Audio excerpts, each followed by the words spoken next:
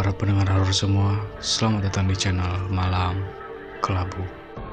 Kali ini saya akan menceritakan tentang kisah yang berjudul Kain Kafan Hitam. Dan kisah ini saya dapatkan dari beberapa aplikasi. Baiklah, tanpa berlama-lama lagi, mari kita simak dan dengarkan cerita ini.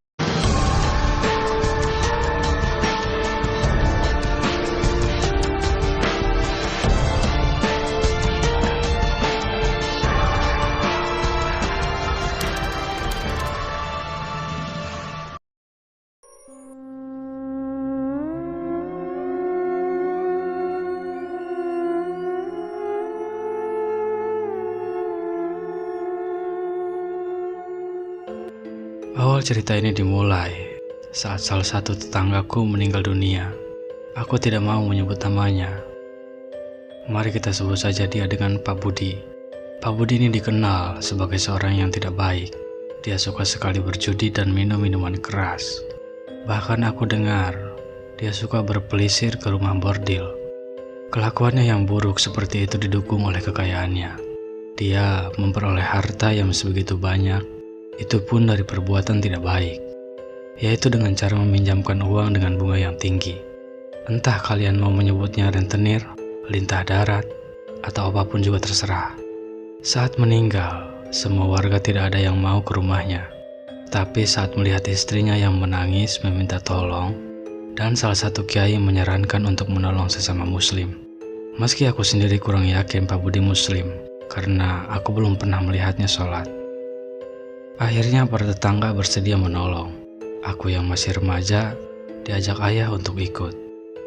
Kegemparan terjadi saat ingin membungkus mayat Pak Budi. Kain kafan yang sedianya ingin membungkus tubuh Pak Budi tidak mampu menutupi seluruh tubuhnya yang tambun. Akhirnya mereka membeli kain kafan yang lebih besar, tapi tetap saja tidak muat. Setelah 3 kalinya tidak muat juga, saat itu hidungku sudah mencium bau busuk dari tubuh Pak Budi. Akhirnya salah satu pelayat menyarankan untuk mengganti kain kafan putih itu menjadi warna hitam. Entah ide gila itu terinspirasi dari mana, tetapi ide itu berhasil. Tubuh Pak Budi bisa dibungkus dengan kain kafan berwarna hitam itu dengan sangat mudah. Seakan-akan itu adalah kain kafan yang sangat pas untuknya. Saat semua pelayat sibuk dengan keranda yang belum datang, apalagi saat itu hujan deras, aku masih berdiri di depan tubuh Pak Budi yang terbujur kaku di atas dipan.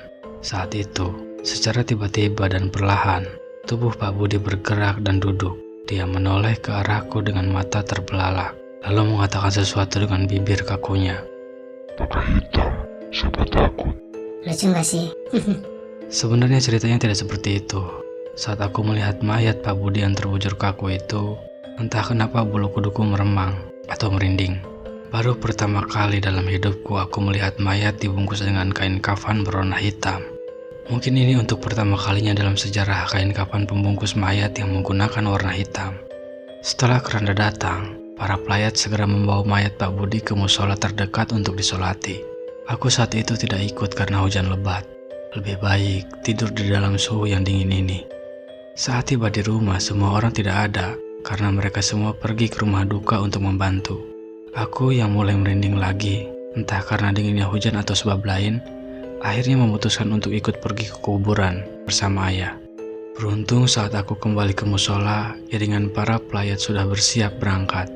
Aku lihat di depan, keranda yang membawa tubuh Pak Budi diangkat oleh 10 orang yang terlihat sangat berusaha keras untuk berjalan, seakan-akan mereka mengangkat beban yang sangat berat. Di tengah jalan, banyak dari mereka yang membawa keranda itu meminta bantuan pada pelayat lain untuk menggantikan mereka. Tiba di kuburan, sesuatu yang mengejutkan terjadi. Kuburan Pak Budi belum siap. Menurut para penggali kuburan yang berjumlah 5 orang itu, mereka sulit menggali karena tekstur tanah yang keras, meski saat itu turun hujan. 6 cangkul sudah jadi korban dan 3 lokasi berbeda sudah digali, namun hanya bisa menggali dengan kedalaman setengah meter saja. Akhirnya, kiai yang memimpin rombongan meminta semua untuk berdoa sebentar. Setelah itu menyuruh untuk menggali lagi. Tidak lama kemudian satu lubang kuburan telah siap. Meski tidak terlalu dalam, namun cukup untuk mengubur mayat. Masalah lain timbul saat tidak ada seorang pun yang mau masuk ke dalam liang kubur untuk menangkap mayat Pak Budi. Dan hujan turun sejak tadi mulai deras, beserta suara petir yang semakin keras. Akhirnya mereka berencana untuk memasukkannya dengan tali. Tetapi sebelum hal itu terlaksana, mayat Pak Budi yang saat itu berada di pinggir lubang kuburan tiba-tiba masuk sendiri akibat gempa bumi yang hanya berlangsung sesaat. Bunyi yang keras menyusul sesaat mayat Pak Budi jatuh. Akhirnya para pelayat tanpa berkata-kata lagi langsung menguburkan mayat Pak Budi. Setelah itu, Kiai memimpin doa terakhir sebelum para pelayat pulang ke rumahnya masing-masing. Seminggu sebelum berlalu sejak kematian Pak Budi, tetapi kabar tidak sedap telah beredar. Para tetanggaku menceritakan bahwa mereka didatangi oleh hantu Pak Budi dengan kain kafan hitamnya, serta dengan wajah yang sangat menyeramkan. Rumahku pun ikut menjadi salah satu korban dari hantu Pak Budi, tetapi beruntung aku tidak melihatnya. Hanya orang tuaku saja yang diganggunya. Baru setelah kabar itu beredar, keluarga Pak Budi menyarankan untuk tidak menceritakan perihal hantu Pak Budi pada siapapun. Akhirnya, hantu Pak Budi tidak pernah muncul lagi. Sebulan kemudian, aku pergi keluar kota untuk mengunjungi temanku. Aku bercerita padanya perihal Pak Budi. Alasanku menceritakannya pada temanku saat itu adalah karena sudah sebulan hantu Pak Budi tidak muncul, dan ini di luar kota. Apalagi temanku tidak kenal dengan Pak Budi. Tetapi aku salah. Saat aku pulang, sehari kemudian temanku menelponku. Katanya dia didatangi hantu yang ciri-cirinya sama persis seperti apa yang aku gambarkan. Dalam ceritanya, dia sampai ngumpul di celana. Aku yang tidak mudah percaya, sehari kemudian pergi ke rumah temanku yang lain, yang rumahnya lebih jauh. Aku ceritakan semuanya perihal hantu Pak Budi, tetanggaku itu. Dan setelah aku pulang, esoknya temanku itu menelpon dan menceritakan hal yang sama seperti yang dialami temanku yang pertama. Aku yang mulai setengah percaya, langsung menguji lagi ke teman perempuanku yang tinggal di luar negeri. Aku menceritakannya lewat email. Setelah 4 hari tidak mendapat jawaban atau kabar, aku lega karena aku berpikir kedua temanku yang menelponku itu hanya bermimpi horor karena ceritaku. Tetapi saat hari kelima, sebuah email datang dari teman perempuanku itu. Dalam emailnya, dia menceritakan bahwa dirinya didatangi oleh hantu berkain kafan hitam dan berwajah menyeramkan.